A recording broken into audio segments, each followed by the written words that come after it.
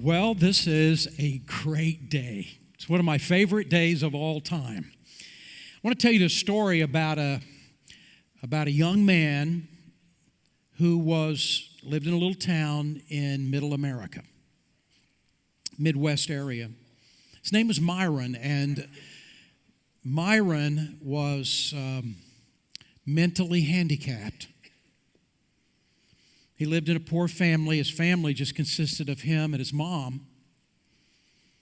And in order to make ends meet was really hard for them. Both of them had to work as hard as they possibly could, and they did. And week after week after week, they barely made it, but they would make it. Myron had learned as a young boy growing up, someone had been so kind to teach him how to cut grass with a lawnmower, how to plant flowers and do it well, and how to rake leaves. And he became very good at it, to the point that Myron began to get customers. And once you were his customer, you stayed his customer because he did such a great job. And there were some who he did the lawn for that, understood the situation that the family was in, and they'd pay him a little extra from time to time, and because they really liked him. But his mom taught him that not all of your time are you to be paid back for. But we want to have every year 2 lawns in which you don't get any pay, even though we need the money really badly. But Jesus would like it if we gave back. And so there were 2 lawns, and his mom and him would agree on those 2 lawns. And they were 2 individuals they picked out. They were widows. They were elderly. They couldn't afford to pay for the lawn care themselves. And so those would be donated lawns every single year. He would do that and never accept any money in return because, as his mother would say, this is how Jesus would want it. Both Myron and his mom went to church every Sunday, and both of them accepted Christ as their Savior, and they really tried to live the life. Well, Myron was teased because he was mentally handicapped. He was teased all his life, and sometimes it was just brutal. It was so mean. And there are times in which it wounded him to the core, and he went and talked to his mom about it. His mother said to him, "Look, Jesus would want us to respond in those moments with kindness, so let's do that every time," and he would. Myron died in his 40s, and it wasn't until his funeral that people really understood that that little town had actually lost a hero. You see, what happened with his funeral is that so many people came to the funeral that it packed out that little church's worship center, and then there was just standing room only, and they filled up all the standing room only so that there was no standing room left. And then there were still people that were coming, and so they stood outside. They didn't turn around and go home. Out of honor and respect for Myron, they stood outside, couldn't hear any of the service, but they stood there out of respect for him. And the town had never experienced this before, never had seen so many people go to a funeral. It was like the whole town had come to the funeral. And it was then that they discovered, we lost a hero today. Because what had happened is that Myron had taught them how to love people.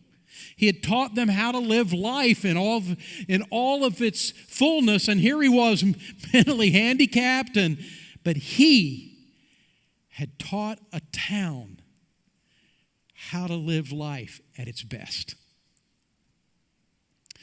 He had earned the respect of the entire town. I think all of us want people to respect us. Every one of us want to earn the respect of others. We want people to think highly of us. We want people to think good things about us. I think it's normal. It's natural to do that. In fact, the Bible even says this is a good thing and even a good goal to pursue. Listen to what Solomon says in Proverbs 22, verse 1. A good reputation is a better choice than riches. Respect is more valuable than money. See, I really believe that pretty much everybody from time to time in their life, especially maybe those who are in business or whatever, have those moments in which they have to make a decision. Is it money or respect? Is it my reputation or is it riches? That's not always the choice between the two, but sometimes you and I face situations in which that's the choice. So which one will we choose? That whole idea of reputation means what other people think about us. And we're not talking about image. Heavens knows that's all we hear about these days and all we really see with all of the presidential election and other elections. It's all about image. Every one of these guys on both sides of the ledger have handlers who say to them, well, say this when this question's asked, do this, have this photo op. Make sure that you really look good in this moment, and we'll sort of put it all together so that everyone will see this image of you. But image is always temporary. It gets to the point today you don't even really know who anybody is because there's so much image-driven of how we view people today. But it's not image. He's talking about it's who we are on the inside. And I want to talk to you about that today because the Bible says that you and I can actually earn the respect of others and we ought to strive to do it. So the question is, how do we do it? How do we earn the respect of other people in our lives? Well, Solomon actually gives us 3 ways in which we do that, and that's what I want to talk to you about this morning. Now, the first of those ways of earning respect actually has to do with character. It is developing convictions that demonstrate character. Now, there's 2 key words in that sentence we ought to grab hold of. The first one is the idea of character, and character is who we are on the inside. Actually, we've been going through the book of Proverbs together. It's amazing all the character lessons that the book has been giving us. But it's right at the very beginning that he explains to us what is Solomon's definition of character. It's 3 words. He uses the words right, just, and fair, and he uses it several times throughout the book. And those 3 words really, in a summary, explain character in Solomon's mind. So listen to what it says, Proverbs chapter 1, verse 1. These are the wise sayings of Solomon, David's son, Israel's king, written down so you'll know how to live well and right. I've written these things down so now you'll know how to live. And notice, to understand what life means. What does your life mean? What does your life really mean? What does it matter? What is this whole thing about? Why are you alive on planet Earth? What is this whole thing about living about? What does it mean? And then he says, and where your life is going. So which path are you taking? This is the whole thing that he's dealing with in the book. And in fact, he then says, for learning, and here it is, what is right, just, and fair. In other words, the whole book of Proverbs is really about character. It's about how it is that we can earn the character or the respect of others by a good character and how we make the right decisions to uphold that character in our lives. That's what the whole book is about. There's an organization that helps parents train their kids in character development, and it's called Character Counts, and I've put it there in your student notes today because I wanted you to see even the website, and I'm sort of hoping that what will happen is that, you know, we're all in the internet, and if you went to this site and you began to learn some things, maybe even gotten materials as a parent for how you enhance your development of character in your kids, I think it would be well worth your time. And on this website, it identifies 6 basic things that we should think about when we think about character. For instance, trustworthiness. Integrity, we aren't surprised by that one. Trustworthiness, respect. How do we show respect for those who agree with us and disagree with us, who we agree with and disagree with? How do we show respect? Responsibility, that's part of character. Responsibility, fairness, treating other people in a fair way, caring, being loving and caring toward other people, and even citizenship is an aspect of character. Now, if character then is the destination, it's convictions That's the fuel that gets us to the destination. So that's the second word I want us to grab hold of. The idea of convictions. Convictions are the beliefs that shape our behavior. A conviction is something that you so believe so deeply, it changes the way you act. It changes the way you live your life. We're not talking about opinions here. Look, we've got plenty of opinions, and we argue about opinions, and we debate opinions, and we change opinions. But he's not talking about opinions when he's talking about this. These convictions are much deeper. These convictions are so deep, you'd be willing to die for this. It is a conviction so deep you would die for that conviction. Or even better yet, you would live for those convictions. The people that have made the greatest impact in the world are not the wealthiest people. They're not the most educated people. They're not the most intelligent people. The people that have made the greatest impact in the world, for good or bad, are the people who've had the deepest convictions. Now, we as Christians get our convictions from God's Word. At least I hope we do. That's where we're supposed to get them. And when we go into the Bible and we see that God says, this is right, and because thus saith the Lord, we say, well, if God says, if my Creator says this is right, then this becomes a conviction in my life. Because this isn't based upon public opinion. This is not based upon how I feel. This is based upon the God who made me. And that becomes a conviction. Well, then that's right. And when the Creator of the universe says this is wrong, then I make the decision, then that's wrong. That's what God says. This is right, this is wrong. Not based upon my thinking, based upon what the God of the universe has said. And these become convictions in us. Convictions that are so deep we would die for them. Convictions so deep we would even live for them.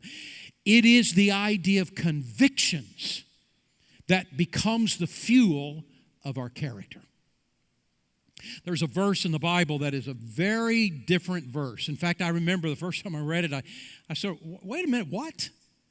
It's found in Mark chapter 6 and verse 20, but before we read the verse, there's two characters in the verse. You got to get a hold of both of them. One is John the Baptist. We know him, right? He's the guy that sort of was the forerunner of the Messiah, forerunner of Jesus, got everybody ready for Jesus coming. Then the second one is a guy named Herod. And the problem is in the Bible, there's a lot of Herods in the Bible, or several. For instance, there's Herod the Great, and he was the Herod, the king, during the time when Jesus was born, and a couple years later he was still there, but he died shortly thereafter. Herod the Great. Now, he had several sons. He killed several of them himself. He was one bad guy. But there were three young men that finally survived their own father, and three young men, and they, each one took a third of the kingdom, and they were all called Herods too by their first name, and one of those, Herod Antipas. And most of the time now in the life of Jesus, when he's a man, an adult, and John the Baptist when he's an adult, the Herod they're referring to is Herod Antipas. So that's the guy in the story. So let's look at what happened. Mark chapter 6, verse 20. And Herod Antipas respected John the Baptist. He respected him. Why? Knowing that he was a good and holy man. And he kept him under his protection. But Herod was disturbed whenever he talked to John the Baptist. You can imagine he was disturbed. Every time he talked to John the Baptist was kind of an in-your-face guy, and he would be saying, boy, you are so wrong about this, and you are so immoral about this. And he would bring it to Herod, and Herod was disturbed every time he talked to John the Baptist. But notice the end of the verse, but he liked talking to him. Now, isn't that a weird verse? It was like this is a guy that has such high character, he actually lives what he says. He is a good and holy man. He actually walks his talk. And I don't like what he says. I mean, he's after me all the time. But I feel drawn to him. I feel like I kind of want to keep hearing him even though he makes me so mad when I listen to him. I bring the verse up because this is so much what Solomon was saying in Proverbs chapter 16, verse 7, when he says this, when a man's ways pleases the Lord, he makes even his enemies be at peace with him. There are people that we work with who don't like us. There are people that are neighbors, people that go to school with, in our classrooms. They don't like us. They don't like what we stand for. They don't like the right and wrong, the morals that we share with others. They don't like that, but what they're doing is watching our lives. And when they see that we actually walk our talk, when they see that we actually do what we say, they step back, and they may never tell you this, they may never breathe these words, but they actually respect you, even though they don't like you, because they cannot deny your character. And when you and I walk our talk, there are people who do not like us, but inwardly in their heart, they actually respect us for who we are. Proverbs 21:21 says, he who pursues righteousness and love finds life, prosperity, and respect. There's the word. And what he's saying to us is pursue character, treat other people right, just, and fair. Be loving toward them. No matter how you're feeling, be loving toward them. Right, just, and fair. Pursue character. Strive to live your life in a right way in God's eyes. Because this is what it means to be a person of character. And when you do, others will respect you. You will find life and prosperity. This word prosperity does not mean necessarily money. It just means a life well lived. And you will earn the respect of others. When you come to the end of your life, when we all come to the end of our life, nobody's going to care what house we lived in or what car we drove or how much was in the bank. That'll never even be brought up again. They don't really care. What they care about is who were you? And that's how they'll remember you. Who were you on the inside? It's about character. So, if it's about character, how do we earn the respect of other people? How do we build this character? Well, the first thing that's got to happen is we've got to decide that godly character will be the hallmark of our life. I'm making the decision. I want character to be who I am. Now, the Bible says that there's not one of us who can get into heaven by being good. It's good to be good, but there is not one of us who can earn our way into heaven. Now, I've been saying that in this church for 13 and a half years, and there are some of you that are sitting there, and maybe you've been here the whole time. Maybe you've come in the last 5, 6, 7 years, however many times, how many years, but you've been hearing me say it, and you've been pushing that behind. No. I mean, I hear what you're saying, and I hear the verses, but I don't believe that. What I believe is, if I'm good enough, if I'm a good person, I'll get into heaven. You keep on believing that all you want, but it will not work for you in the end, because it is not the truth. You cannot get to heaven by being good, no matter how good you are, no matter how high your character is. And listen to what he says, Ephesians 2:8 and 9. God saved you by his grace when you believed.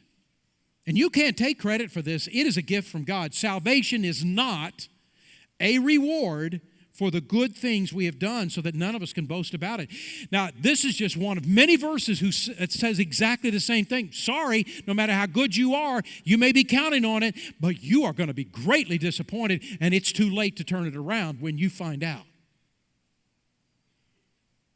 It's not how good you are that determines whether you go to heaven or hell.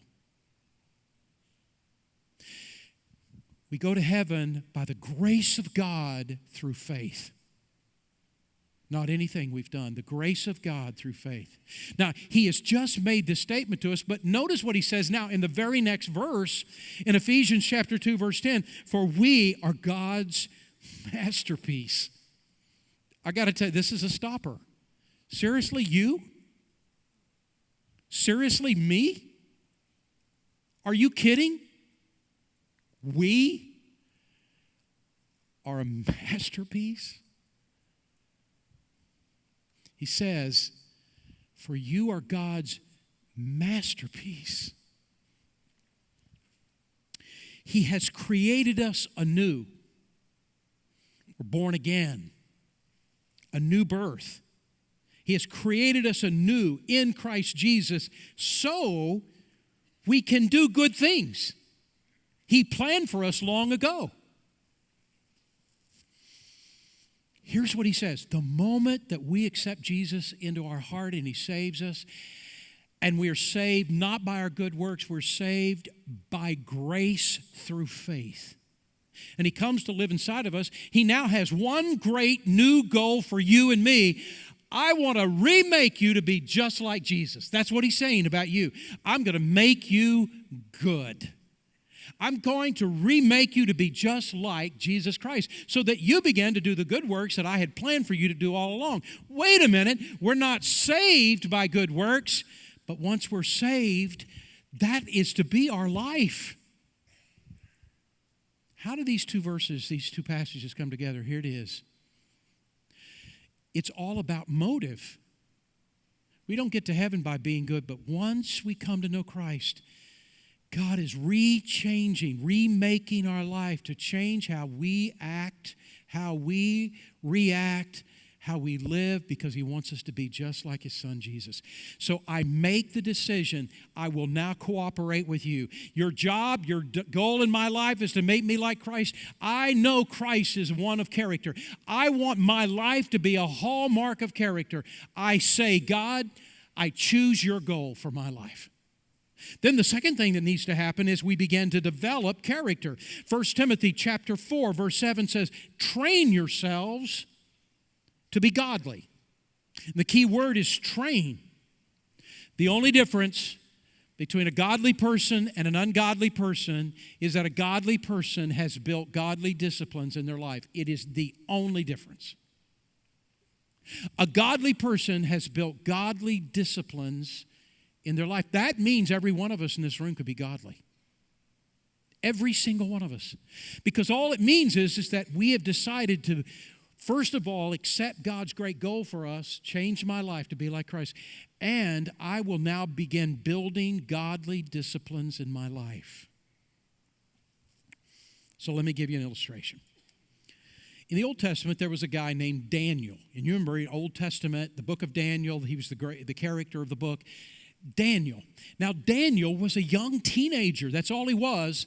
When this giant army, the Babylonians, came sweeping into Jerusalem, it was the first of the 3 times they would. The first 2 times, they just came in to punish the people. They didn't destroy it. They said, we want you to get your act together because we rule all this area. And they came in to punish them. And that first time they came in to punish them, they then kidnapped a group of young teenagers. They were the young men of the royal families, and they kidnapped them, and they took them 1,000 miles back to Babylon, and these young men never saw their families again, never saw their parents again. The last time they came in, they wiped out Jerusalem, leveled it to the ground. Daniel was one of those young men who got kidnapped in that first time and taken back to Babylon, and the whole purpose of the kidnapping was to take these young men back and reprogram them. You forget the God of the Bible. You take on our false gods. You forget the way you used to live, and as Jews, you now live like Babylonians, and we will reprogram you and retrain you so that one day we're going to actually have you leading the other Jews, and they'll see the way they are supposed to live. But Daniel refused, a young teenager. And notice the verse, Daniel chapter 1, verse 8, but Daniel resolved not to defile himself. The key word is resolved. Now that key word resolved is a word that does not mean some emotional decision at the moment. You know, when I face a problem, I'm sure I'll make the right decision. No, that's not that. That word resolved is a word that means putting strands together, weaving strands together. And this is where the rope comes in. Weaving strands together. Now look at this rope. This rope is tough. This rope is strong. The strongest man in this room could not break this rope. And in fact, if the rope was long enough so you get 10 men, the strongest 10 men in this room could not break this rope. This rope is so strong, it could actually pull a car. This is strong.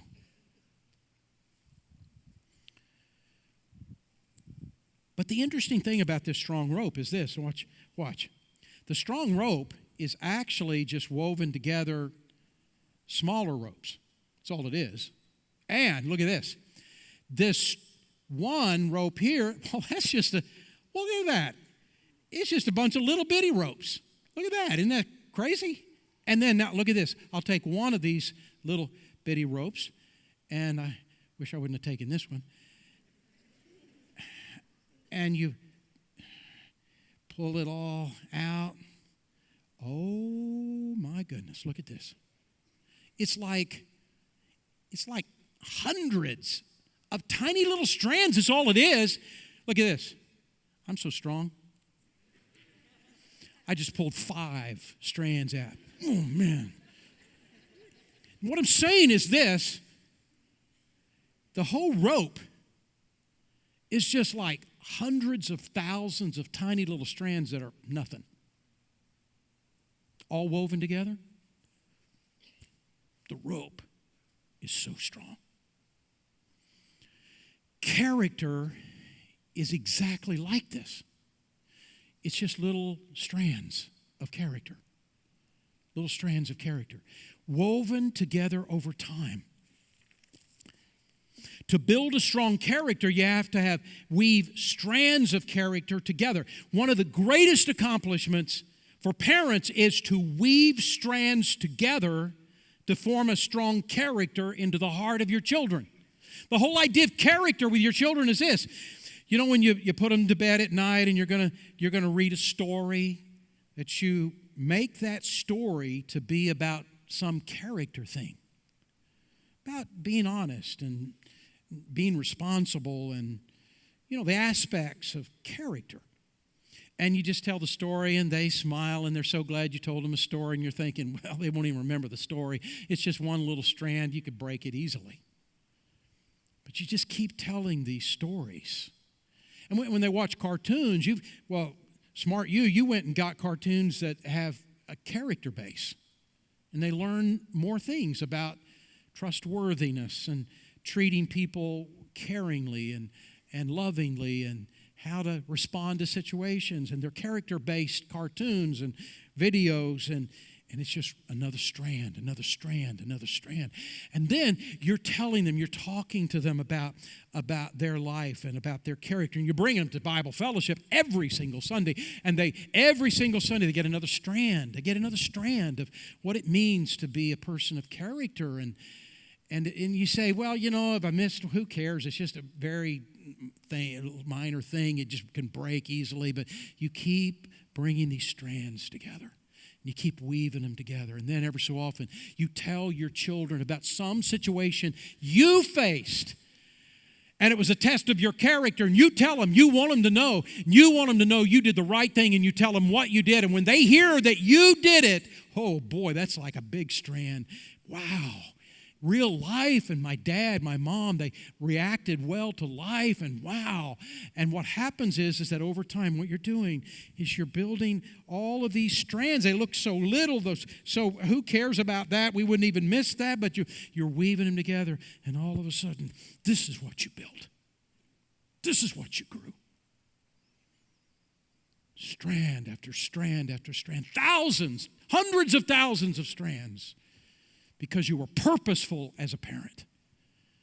And what happens is that over and over and over, you weave strands together, and you have woven together a rope that is strong in their life and in yours. And this is who you are. So you make a decision that I want to cooperate with God. I want to be who He wants me to be. And now I weave all these strands together in my life.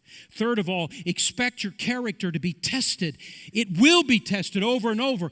What if I fail? What happens? Here's the truth. Every last person in this room has had failures. Character failures from time to time in our lives. Every last one of us have had moments in our lives in which it was a character failure. So what do? What you do is you admit what you did. You ask God to forgive you. You ask others to forgive you. You pick yourself up, dust yourself off, and you don't quit. You get right back going, because character takes a lifetime to develop. So don't let a failure be the last word in your life. The fourth is stay with your convictions no matter what. No matter what they cost you. And they will cost you. They will cost you money. They will cost you humiliation. They will cost you a raise. They'll cost you a promotion. They'll cost you acceptance. They'll cost you popularity. Your character will cost you. But listen to me. In the long run, character always wins. It always wins. Character always wins. Say with me the word always. Always. Character always wins. May take some time. You'll lose some stuff. But character always wins. So here's the first thing. How do I earn the respect of others? I build a rope of character. One strand at a time. Second of all, live your life to benefit others. Solomon says, first, build this character in your life. Second of all, now I want you to be thinking about this way of living. I'm going to live my life in such a way that I'm going to benefit others. Proverbs 14:22, you will earn, here it is, the trust and respect of others if you work for good. And the context of it is working for the good for others. Pretty much everybody. I mean, at least it seems like it, probably, at least most people. I'll say most. Pretty much most people ask the question, what's in it for me?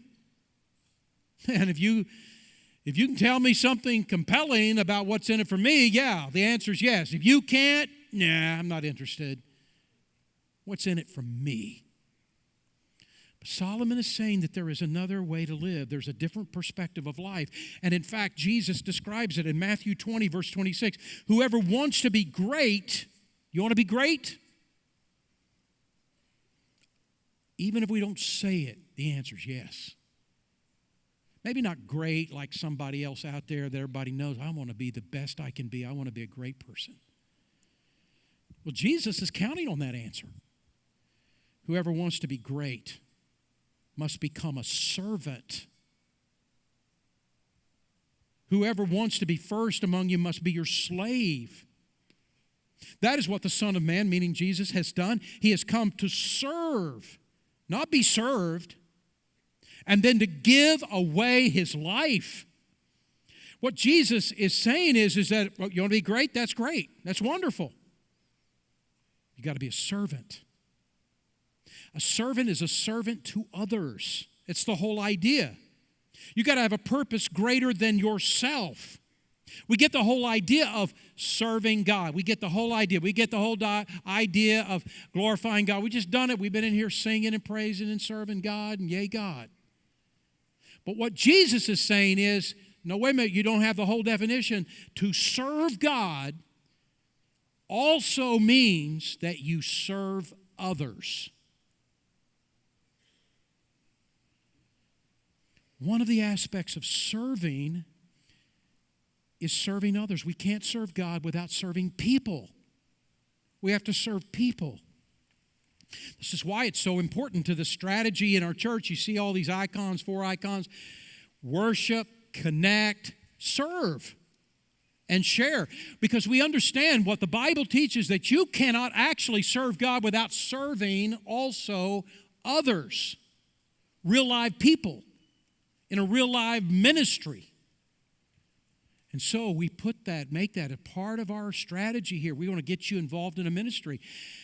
And this is why on the back of that communication card that you're going to be turning in, it places you can serve. Hey, I have an interest in serving. And maybe you don't see it, but you can write it in. Well, there's an area that a certain thing I'd like to serve in. Write it in right there. I want to serve in this place. And you know what will happen? The person who processes that card will contact the staff member that's involved in that ministry where you say you want to serve, and then that person will contact you. And if it does not happen this week, shame on us, but you fill it out again, write it in there again, and that person will get a hold of that staff member. And if that doesn't happen, if you don't get a call back, shame on us, and you write it in there again, and maybe you pick up the phone and say, good grief, I just got to direct you. So I got to just call you and get in your face, but I'm not quitting. I'm going to serve God, which means I'm going to serve others. In other words, be persistent. And some of you saying, I don't have time to serve, that is baloney. You don't know my schedule. You don't see my schedule. Okay. But here's what I know. I learned this week. We got one ministry that it's like 1 minute a day. Come on. You got a minute a day. But it happens to be all congregated into one time, and that's 30 minutes. But listen, this is the great thing. It's 15 minutes before the service that you're already going to be at anyway, and 15 minutes after the service you're already going to be anyway, and so you're going to miss a little bit of the worship, but you will have served, and it is right out there in the parking lot where we have guests. And we need people out there to do that. We need men and women out there to do that. I hope I'm not saying something. Can women do this? We need men and women out there to do that. And that's just like one day you're already here, and it's 30 minutes a month. And there's so many things that you can serve 5 minutes, 10 minutes. You can do it easily. And I'm just saying, would you open your heart? Because part of what God is saying to you and me, I want you to serve me by serving other people. When ordinary people are committed to great causes, it brings greatness out in their lives. So Jesus put it this way in Matthew 10:39, whoever finds his life will lose it. Whoever loses his life for my sake will find it. So how do you do this? Go find the things God has gifted you to do. Find the things you love to do, that you have a passion to do. Find what ministry need that you could fill and give yourself away. I don't know. I don't even know where I could. Well, then we've got a ministry called Place that can help you find your ministry. In other words, we've taken all your excuses away. I mean, we're already ready for all those excuses. And what we're saying to you is you can't get closer to God. You can't serve God without serving other people too. Psalm 119, 112, verse 9 says this, he who gives generously to the needy and shows kindness will be powerful and what? Respected. And this is a little different way of serving in which I see someone has a need and I give to that need. Maybe it's money, maybe it's not. They're just wounded, they're hurt. I can be there for you. I give myself away. Here's the last thing. Build character like a rope. Give myself to serving others. Here's the third thing that he says. Combine success with humility. And here's Solomon, Proverbs 29:23. Arrogance will bring your downfall. Let me just tell you, this might be a new thing for some. Nobody likes arrogant people. Nobody likes arrogant people. Even arrogant people don't like arrogant people.